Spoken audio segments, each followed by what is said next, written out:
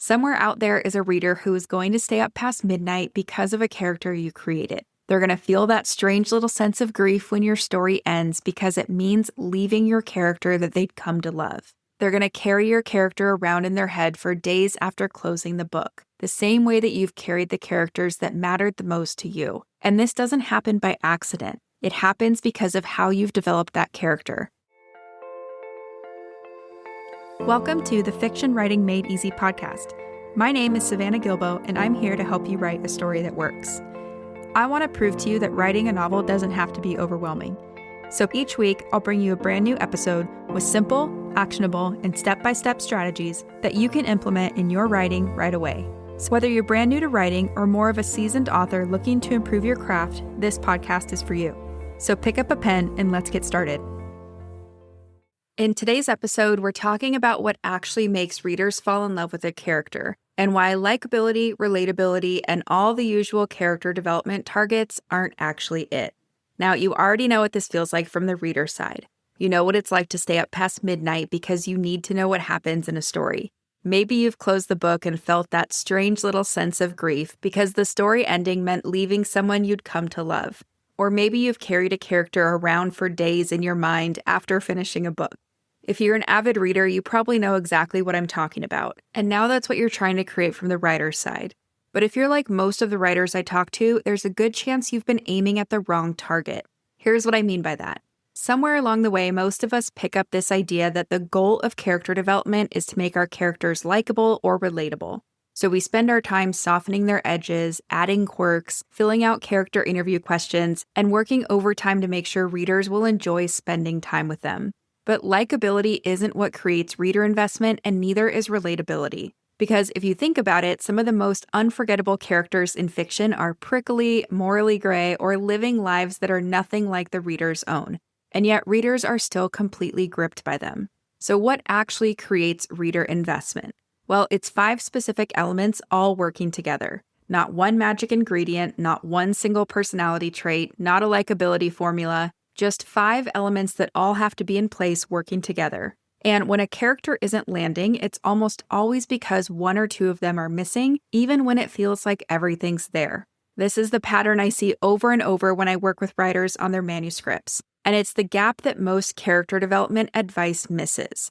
Because most of what's out there is basically just information gathering, creating backstory documents, filling out character interview questions, choosing from a list of personality traits, designing aesthetic mood boards, you name it. Now, all of that stuff is definitely useful, but none of it is what actually makes a character land on the page and earn readers' investment. But these 5 elements are. So here's what we're going to do in this episode. I'm going to walk you through each one of those 5 elements, give you an example from a book you probably know and love, and leave you with a question to ask about your own characters. By the end of the episode, you'll have a pretty good sense of which element might be underdeveloped in the character you're working on right now, whether that character is a hero, an anti-hero, or something in between. All right, so let's dive in with element number 1, which is a clear goal. Every character needs a clear goal, something specific they're working towards that gives the story direction and gives the character something to pursue. Most writers already know this. They know their character needs a goal. But where this element tends to break down is when the goals we develop stay vague. And I see this happen all the time. So for example, character goals that look like, my character wants to be loved, or my character wants to escape, or my character wants a better life. Right? These feel like goals, but they don't really tell us much. They don't tell us much about the story, and they certainly don't tell us about the person at the center of it. And in my experience working on manuscripts with writers, a vague goal is the single most common reason a first draft loses momentum and stalls out. So it's not just that a vague goal leaves readers at arm's length, it's also that it leaves you, the writer, without a story to write. So let's talk about what a goal that actually works looks like. Because it's not just about what a character wants in a general sense, it's about what they want specifically and why they want that particular thing. That's what's going to give your story direction, and that why or the motivation underneath wanting that specific goal, that's what's going to create reader investment in your character or the person chasing that goal. All right, so as an example, think about the story 6 of Crows by Leigh Bardugo. In that story, we have a character named Kaz Brecker, and his goal is to pull off the most dangerous heist in history, and he wants to do that as a way to destroy the man responsible for his brother's death. So we know exactly what he wants and we know why he wants it. And those two things together tell us a lot about who Kaz is. He's not someone that's necessarily driven by ambition. It's more like he's driven by grief. All right, so we know what he wants and why he wants it, and that specificity in his goal and motivation does two things at once. First, it creates reader investment, so we stay with Kaz even when we don't agree with his methods because we understand what's driving him. And second, it gives the story a spine. Every scene can be measured against that goal. So readers are constantly wondering, is Kaz moving closer to what he wants or further away? And that tension is what keeps them turning the page. All right, so with this first element, here's what you're developing. A goal specific enough, grounded in a why clear enough, that could only belong to this particular character, not a generic or vague goal that could belong to anyone. So here's the question I want you to ask of your own character. What does my character want specifically, and why do they want that particular thing? If you can't answer that in one or two sentences, then there's a good chance that this is the first place you need to focus. All right, so that is key element number 1, a clear goal. Element number 2 is personal stakes. So if the goal is what your character is pursuing, then the stakes are what they stand to lose if they fail. And just like a goal, stakes need to be specific in order to do their job. So what I don't want you to say is something like, my character could lose everything, or my character has too much to risk. I know these feel weighty, but they are too vague to land. Readers need to know exactly what's on the line, and they need to know why losing it would matter to your particular character. And that means that what's at stake needs to be personal. And that's true even in a story with enormous world-level stakes. And I wanted to mention that part because a lot of writers will default to scale when it comes to stakes. So they think the bigger the threat, the higher the stakes. But scale alone doesn't create reader investment. And that's actually where a lot of otherwise solid stories tend to fall flat. All right, so no matter how big or small the stakes are, they need to be personal. Now, the other thing you need to know about stakes is that they work on more than one level. So there are external stakes. These are things like the concrete things a character stands to lose in the outside world. Could be a person in their life, a position at their job, their actual life, things like that. And then there are external stakes, which is what your character stands to lose within themselves. So things like their identity, their sense of who they are or where they belong, or maybe even some kind of belief that they've always held on to. All right, so external and internal stakes, and the characters that really tend to stay with us usually have both, and both are developed with equal care. All right, now as an example, I want you to think about Katniss in the Hunger Games because she's a great example of external and internal stakes working together to create a character we really care about.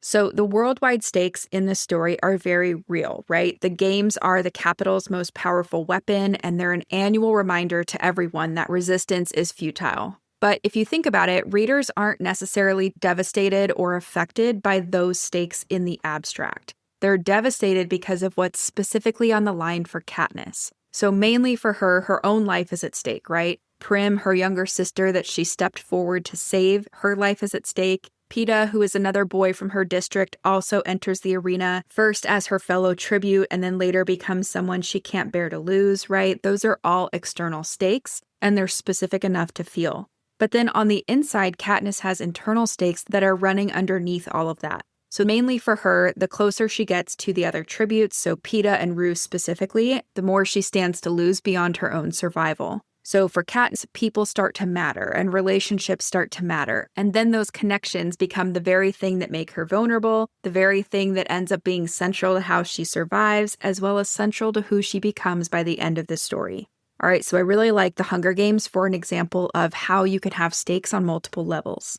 Now, the question I want you to ask of your character is, what does my character stand to lose both externally and internally? And is it specific enough that readers will feel the weight of it? And if the stakes you've written down feel like they could belong to almost any character in any story, then that's probably a sign that you need to get more personal. All right, so that is key element number 2, personal stakes. Element number 3, this one is where a lot of first drafts quietly break down, so pay attention to this one. Element number 3 is inner conflict. So this is the wound, fear, or belief that your character carries that is quietly working against what they want. It's the thing they're fighting that no one else can see or fix for them. And it's what turns a character readers find interesting into one they can't stop thinking about. Now, let's talk about external versus internal obstacles for a second, because external obstacles are really easy to identify, right? Those are things like the antagonist, the ticking clock, the impossible task your character has to accomplish, things like that. Most of us build these instinctively when we're writing a draft because they're the visible machinery of the plot. But the inner obstacle or your character's internal conflict is much less obvious. And this is where character development often falls short because it's less obvious. And I hinted at this earlier, but when I read first drafts, this is frequently the element that's missing. So the character might have a goal, the stakes might be set up, the plot might be moving, but something underneath the surface isn't working, and the character feels thinner than the story around them. And almost always it's because that character doesn't have a wound or a fear or some kind of belief that's actually shaping their behavior from the inside. All right, so to give you an example of what I mean, think about it like this. A character without an internal obstacle feels way too easy to move through the story. Whatever happens to them, they respond cleanly, they make a reasonable choice, and they just move on. Now, they can still be in an interesting plot where interesting things are happening, but what actually creates that kind of reader investment is watching a character move through the story with something unresolved underneath. A belief they can't let go of, a fear that shapes what they notice and what they maybe refuse to see, a wound that's protecting them even from themselves, things like that. So as an example, let's talk about Amy Dunn from Gone Girl because she's not really a character that a lot of readers would root for in a conventional sense. She's calculating, she's kind of cruel, she's increasingly terrifying as the story unfolds, right? But somehow she is really gripping. And I think the reason is entirely internal because Amy has spent her whole life performing. First as Amazing Amy, the perfect daughter her parents turned into a children's book series, and then as Cool Girl Amy, the version of herself she built for her husband Nick.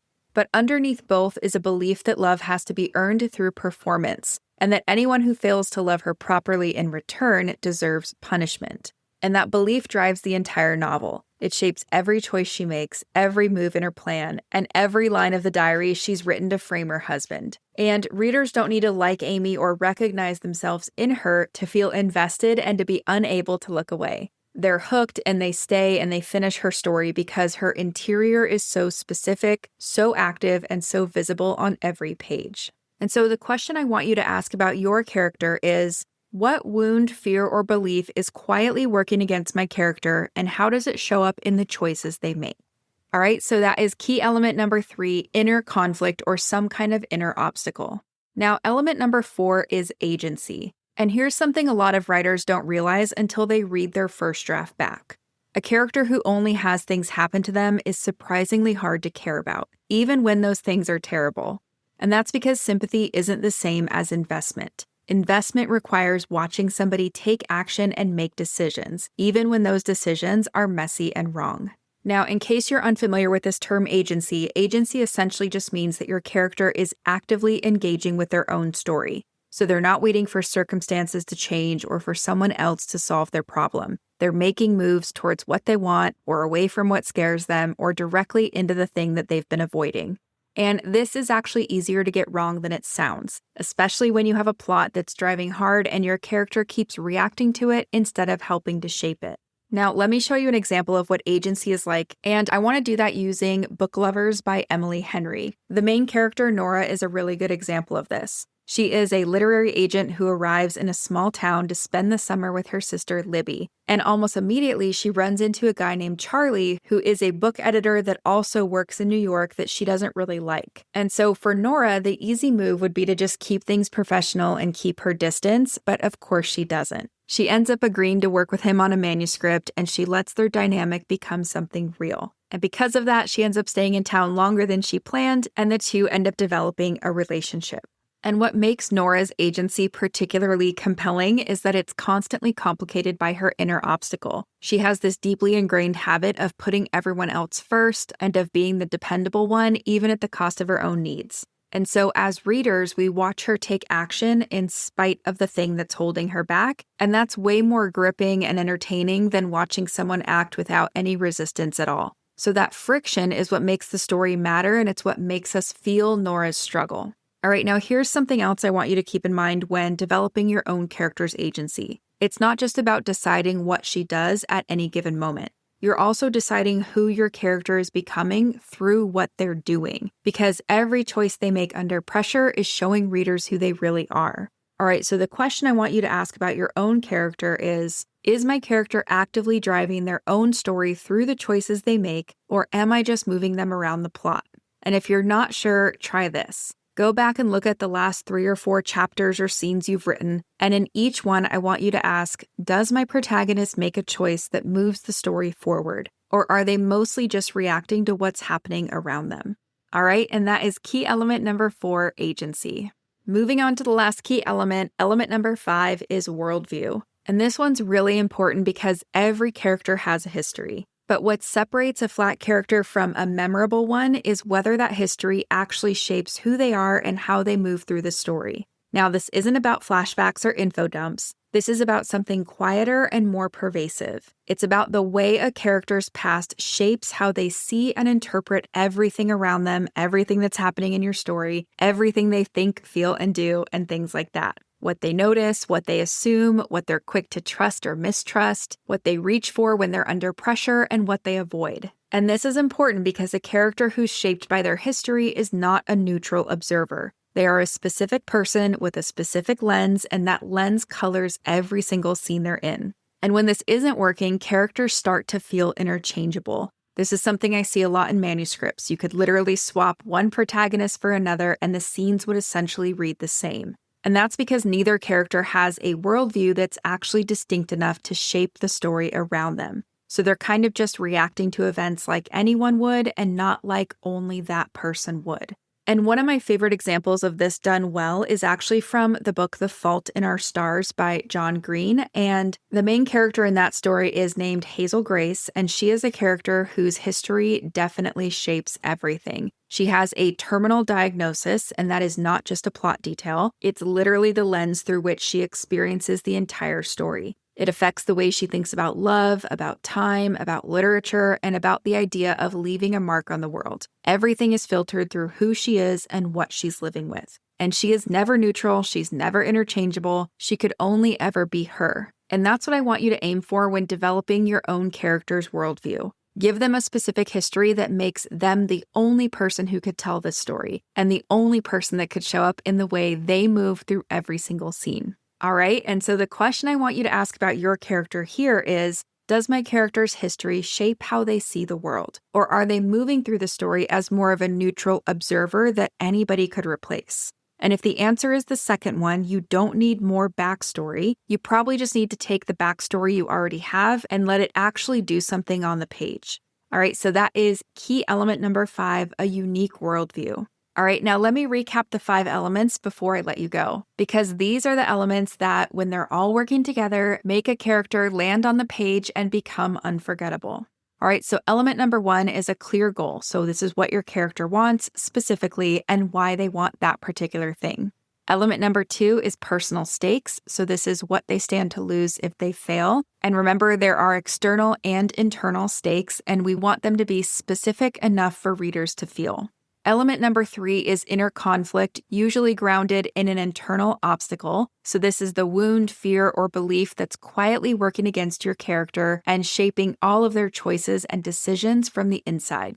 Element number 4 is agency. So this is really just about making sure your character is actively driving the story through the decisions they make and not just reacting to what's happening around them. And then lastly, element number 5 is a unique worldview. And really what I mean by this is I want you to give your character a history that shapes how they see and interpret everything that's happening around them. The goal is to make it so they couldn't be swapped for any other character. All right, now here's what I want you to take away from this. Somewhere out there is a reader who is going to stay up past midnight because of a character you created. They're going to feel that strange little sense of grief when your story ends because it means leaving your character that they'd come to love. They're going to carry your character around in their head for days after closing the book, the same way that you've carried the characters that mattered the most to you. And this doesn't happen by accident. It happens because of how you've developed that character, what your character wants and why, what they stand to lose, what's quietly working against them, how they choose to act and make decisions, and how their history shapes the way they see everything. And when all 5 of those elements are working together, readers don't just follow your character through the story, they stay with them. They feel the weight of what's at stake, and when the story ends, they grieve. But here's the catch, and this is important. Characters don't work in isolation. A protagonist with a clear goal and a compelling inner obstacle still needs a plot that pressures that goal and forces their wound to the surface.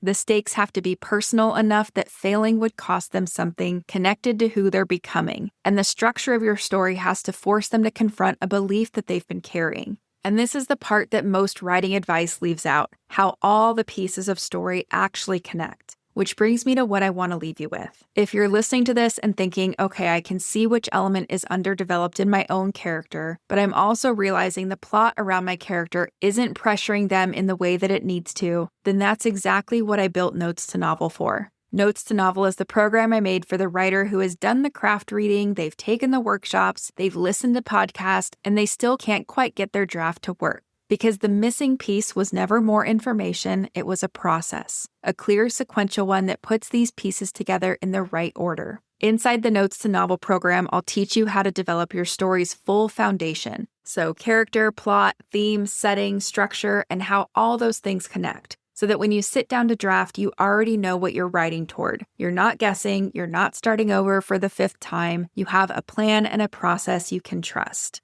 If you feel like that's the next step for you, you can find all the details over at savannahgilbo.com/waitlist. I'll link to it in the show notes as well.